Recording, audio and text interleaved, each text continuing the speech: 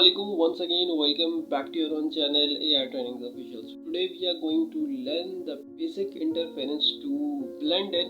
As I think before modeling anything in Blender, at first you have a little bit doubt about the user interface, user screen, that where is the command panel, what is properties bar, what is viewport navigation, and most importantly video editing. So I think this video is going to be a very informative and helpful for you. So what you have to do is to simply watch the video and try to follow my step. Time is money. Let's get started.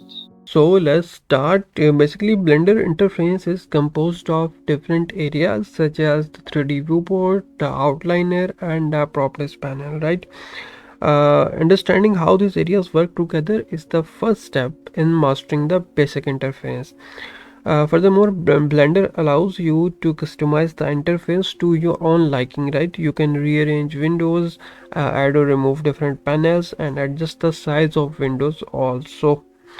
Blender also has a keyboard shortcuts that can speed up your workflow. You can even find a list of shortcuts in the preferences window under the key map tab. Okay, are you getting my point? So in the basic interface, at first we have the info window, as you see in the screen. Also in the top we have the info window. In info window we have multiple options like file, edit, render. In the modeling we have layout, sculpting, UV editing, texture paint, animation, and rendering. Okay, so there are multiple options in the info window. Furthermore, we have on the left side we have tool panel. In tool panel we have a scale, move, rotate, and other tools that we are using in our model, right?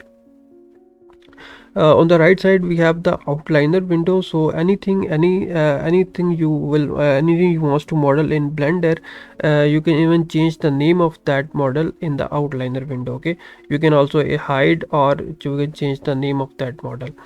Furthermore, in the properties, in the right corner we have the properties window. Okay, so in properties window we have the multiple option like render setting, materials, okay, simulation, and most importantly modifiers. Okay, so basically we are dealing with the properties window in most of the cases, right? Whereas in the bottom we have the timeline window, and as the timeline indicates, it is a basically animation window. Okay, so when you are going to animate some model, you are going to use the timeline window.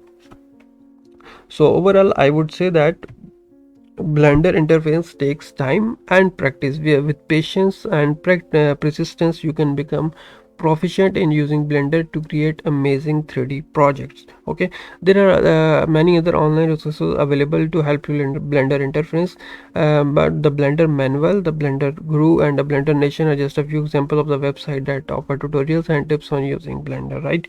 In the top left we have different modes in Blender like object mode, edit mode, sculpt mode, weight paint, vertex paint, and texture paint. Okay, most probably when you are modeling a complex model or creating a high poly human character, you can even use these modes for precise work, right?